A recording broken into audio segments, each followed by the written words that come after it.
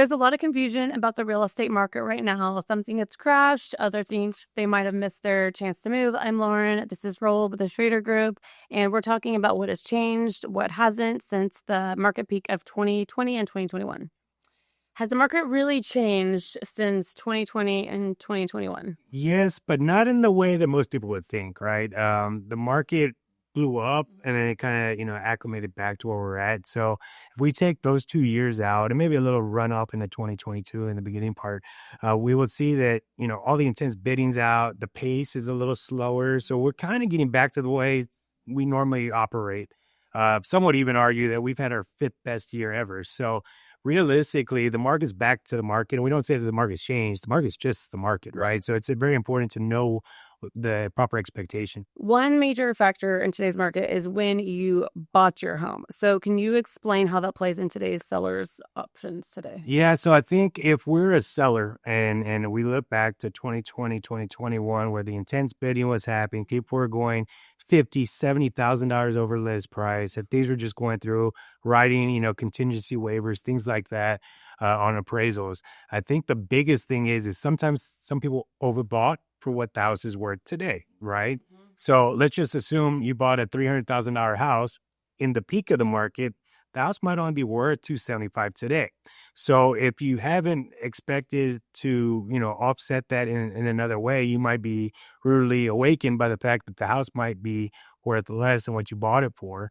Your mortgage might be higher with your payoff. So we have to kind of figure out other ways to get creative, whether that's, renting out the home, finding a way to offset that mortgage.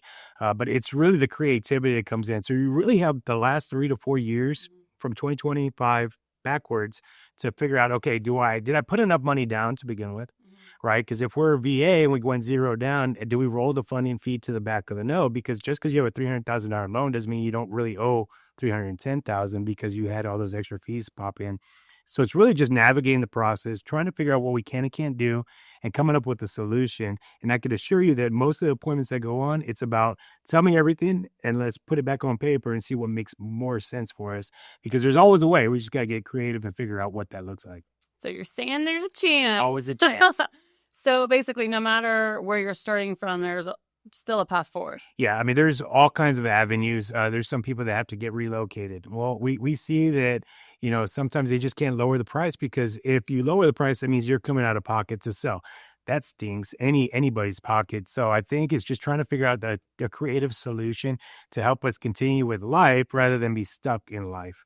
So if you're a seller, what is kind of the timeline they're looking at when listing and selling their home? Yeah, so I mean, I could tell you that the market average right now is about 83 days from start to finish. So we get on the market, we got about 60 days trying to find that right buyer and then another 30 days or so to close them. So we're within that range, which historically is not bad. I mean, that's normally what we're used to.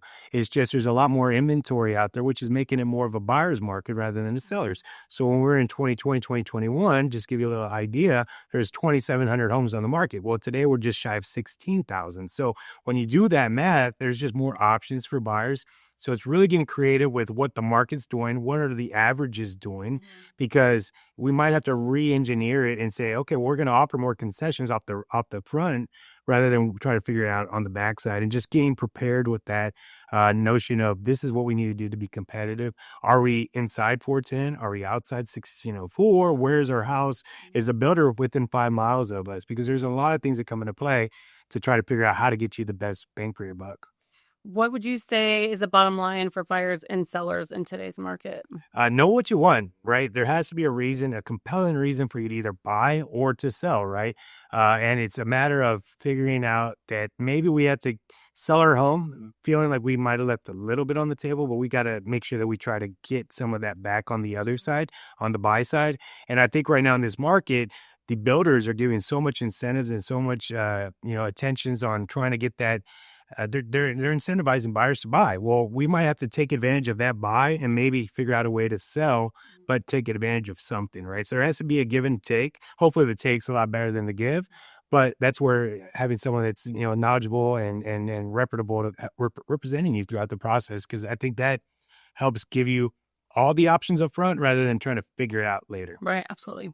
essentially sellers saw the opportunity to use that equity to maximize their gain on the new side. I think with buyers, the city's your oyster right now. I mean, there's so many good opportunities out Really, there, yeah. and you could be really strategic and be very disciplined with knowing that, hey, I'm going to get what I want and I'm going to be prepared for it, rather than buying in scarcity mode. I think that's what separated us from 2020, 2021, is the scarcity. And now that the scarcity is not there, buyers have a great opportunity to purchase. And honestly, sellers do too. They just got to figure out what the idea is and figure out a solution to the end goal. Because if we figure out the end, work our way backwards, it's super simple. Right. We just got to figure out what exactly checks all those boxes. But I think in a market like this, it's a great buy time. Mm-hmm. If you're wondering how this market affects your situation, reach out to the Schrader Group. We are happy to answer any questions, and subscribe to our channel to learn more. Thank you all so much. Y'all have a blessed day, and we'll talk to you soon.